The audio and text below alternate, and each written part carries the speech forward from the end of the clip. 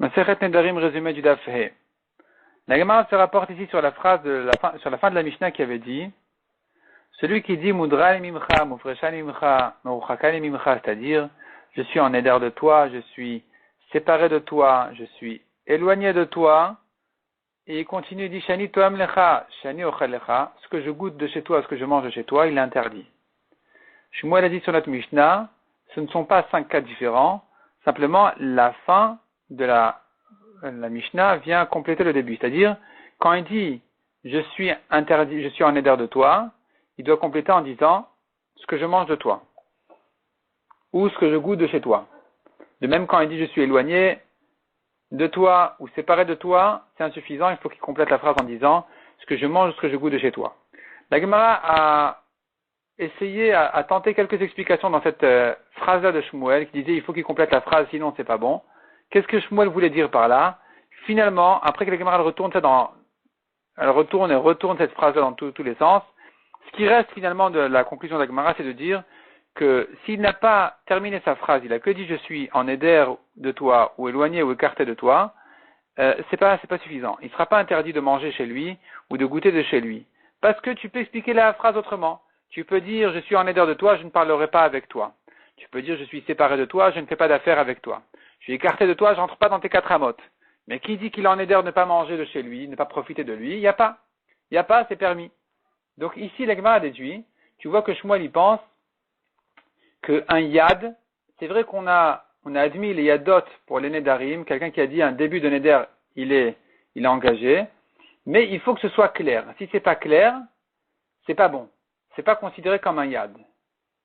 La Gemara ramène là-dessus une marloquette entre Rabbi Yehuda et Chachamim à propos du get. S'il faut que le get soit très clair ou non, il suffit de dire tu es permis à tout homme, c'est pas la peine d'expliquer plus que ça.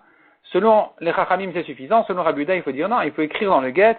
Et ce papier-là, ce get-là, sera le livre de divorce, etc., etc. Donc ici, Rabbi Yehuda, Shmuel, il pense comme Rabbi Yehuda, qu'il faut que ce soit clair. Et il explique comme ça notre Mishnah, qu'elle pense aussi comme Rabbi Yehuda, puisque notre Mishnah, elle a dit, Shani ochel lecha, Shani toam lecha, ce que je mange de chez toi. Donc tu vois qu'il a dû terminer sa phrase jusqu'au bout. Il s'est pas suffi de dire ce que je mange, ce que je goûte. Il a dit de toi, alors qu'il est en train de lui parler à l'autre. Donc c'est sûr qu'il parle de lui. Pourquoi il doit terminer la phrase? Parce que notre Mishnah, justement, elle pense comme Rabbi Yehuda, qu'il faut qu'un yad soit très clair. Il faut le prononcer jusqu'au bout, l'exprimer jusqu'au bout. Et là, enfin, la Gemara nous ramène la marloquette entre Abaye et Rava, sur ce sujet-là, justement. Est-ce que quand un yad n'est pas clair, il a dit un début de neder sans l'expliquer, le neder n'est pas évident de ce qu'il a dit, est-ce que c'est considéré comme un neder, oui ou non? Selon Abaye, oui. Selon Rava, c'est pas suffisant. Il faut qu'un yad soit un yad clair. C'est ce qu'on appelle dans la Gemara yadaim mochichot, yadaim she'enan mochichot. Yadaim mochichot, ce sont des yad qui sont très clairs. She'en mochichot, c'est quand c'est pas clair. Et quand c'est pas clair, selon Abaye, c'est considéré comme un yad. Selon Rava, non.